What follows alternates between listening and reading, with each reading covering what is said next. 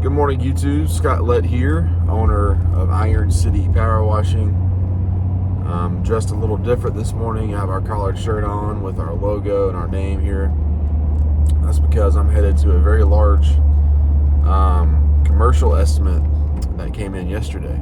So my business partner and I, we're going to meet up, and we're meeting a company that manages commercial properties here in Birmingham, and we are one of their pressure washing vendors, and we do mostly their larger stuff. They do a lot of window cleaning and smaller like storefronts and stuff, and they use some other guys in the area. But for the really big stuff, they call us, just because we have 3 rigs, we have the manpower. So this is a very nice baseball stadium. We have a minor league team here called the Birmingham Barons, and this is their home field. Their season's over, so this is a good time to get their stadium cleaned. So we're gonna go put in some pricing. So there's a few things that I really look for and talk about. Some points I bring up when quoting commercial properties, especially one like this, because this is a very nice stadium, very nice field. This needs to go, I wouldn't say perfectly, because no job ever goes perfectly, but close to it, right? So the number one question I always ask, residential, commercial, industrial, whatever property we're on, where are my water sources? Because if we're showing up with 3 rigs, potentially 4, if we get a local company to come help us take on this job, which we probably will, and I'll factor that into our pricing, I need to make sure we have sufficient water sources there to flow into our tanks as we're cleaning, and that will only expedite the entire job. We'll get it done faster, get paid faster. There's no frustration there. I've had really big jobs and show up and there's only one water source, and if it's like a really big job and we need multiple rigs and there's only one water source for one rig, then that job's really not realistic, really not worth our time, because I don't want to spend weeks at one job. But a lot of times, we can tap into fire hydrants. A lot of times there are plenty of water sources. So that's important. That's my first question. Where's our water?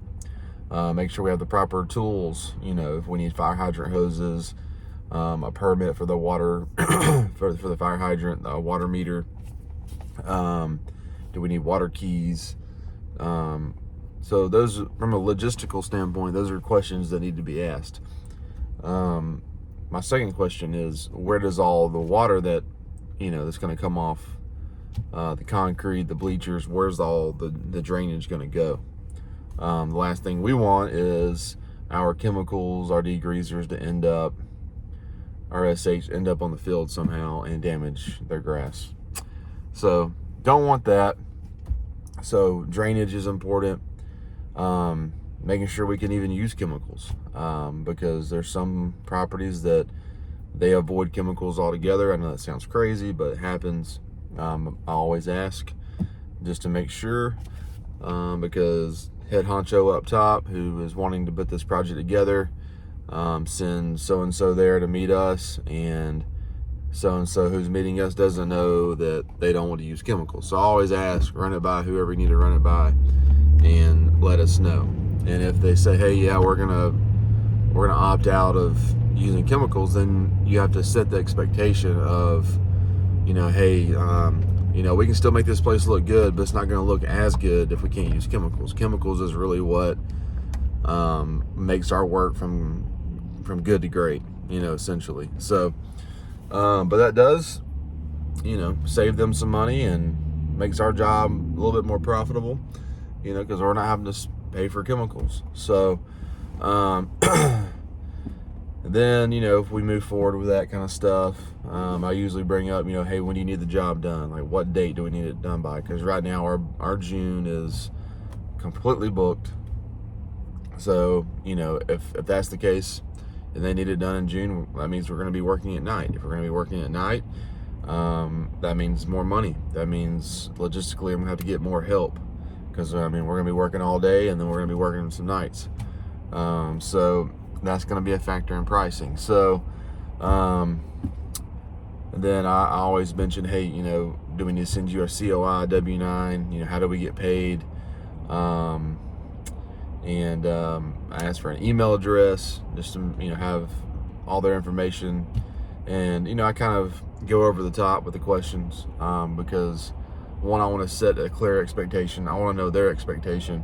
Logistically, I want to be prepared to show up and get to work, not figure things out. The last thing you want to do is take on a job and show up and then figure things out when you get there. These big commercial jobs take a lot of planning. They really do. So there's probably other questions I'm not really thinking about, but knowing your water sources, knowing where the there goes my tick, knowing where your water sources are, knowing where the water drains, knowing if you can use chemicals, when do you need the job done, do you need it done at night, a lot of those things really determine how we're going to price the job. So and guys, we've done a lot of commercial jobs, and when you get to the point of knowing what questions to ask, it's only going to make your life easier. You'll make more money. It takes stress off of you. And just knowing how to schedule and plan, getting your guys there, keeping them fresh, spreading, if you need to spread it out over a week to get a job done, say, hey guys, it's the middle of summer, let's get out there at 6, and let's work till about 12:30 or 1. And then they're out of there by the heat of the day. They can go rest most of the day. I'm real big on that. I'm not about killing my guys or killing myself. We take care of each other. We let our equipment do the work, and we get in and out. So another thing I want to talk about, we all have our own opinions on stuff, and that's fine. I didn't create this channel to argue with people, to get upset about comments. But there was one person who said that the pressure washing industry is only good for a side hustle. And that's your opinion. That's fine. And to some degree that is true. That really depends 100% on where you're located, right? So down here in the South, this isn't a seasonal service. Like, we have work year round. In a previous video I did mention, hey, we have some really big months, okay? And then in the slower months, they go down a little bit. That doesn't mean it's seasonal. That just means, hey, our revenue is going to go down for X months. That's fine. You just gotta know how to plan. You gotta know how to financially be prepared for that. Offer other services. Like, there's a lot of guys here who they don't wash in the winter. They put up Christmas lights. I have zero desire to do that. I'm not getting on a roof. I'm not doing all that.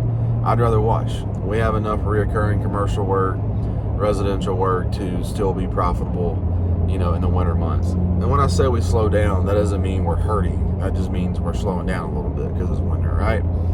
So it really just depends where you are geographically here in the country, right? I mean, here in the U.S. If you're up north where half the year it's snowing, it's freezing cold, you're not getting good weather, sure. I mean, that's common sense, right? I mean, people aren't going to go outside, look at their houses and whatnot, and think about pressure washing. That's probably when you'd go, get a snow plow truck and go plow snow or whatever, whatever you guys do up north. So clean gutters, I mean, it really just depends on where you are. Down here in the South, I mean, I left a very prestigious company as electrical technician, had a good job, working with electrical meters. One guy masters in engineering to move up, and I was doing this on the side, but I was making more money in pressure washing. So I left a good union job to come do this full time, and it was the best decision I've ever made in my career, just because I'm making more money, setting my own schedule, my own boss. I'm not put in a little box and told what to do every day. All right, there's freedom here. So So to your point, man, like, sure, I mean, yeah, it is a good side hustle, but is it only a side hustle? Absolutely not. I mean, our company grossed 680 grand last year. You know, I mean, we're doing pretty good, right? Like for the month of June, you know, I'm not talking numbers to boast, but I'm just telling you guys, like, what's realistic. You know, what can be done if you put your head down and really grind and want to build a business. You know,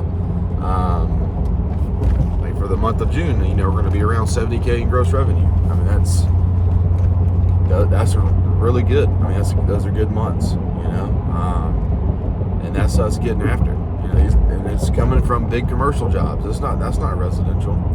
I mean, that's a lot of residential jobs to get to 70K a month. I mean, that's just almost not realistic unless you have a bunch of rigs.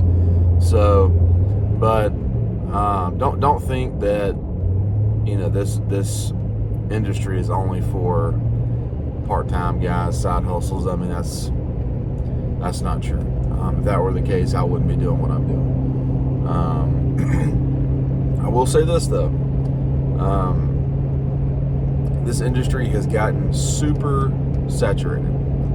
So you really have to do a good job of branding your company. You know, figuring out how you're going to stand out and be different. You know, what are you really going to specialize in? You know, you can specialize in something within the industry. And there's a guy here in Birmingham. He's a pressure washer, but he can clean some windows, buddy. He's really good at cleaning windows, and he's the window cleaning guy. I've subbed him out. He does a really good job, and he stays busy cleaning windows. And there's less window cleaning companies here in Birmingham than pressure washing and lawn care and whatnot. So, anyways, guys, I'm about 3 minutes away from this stadium.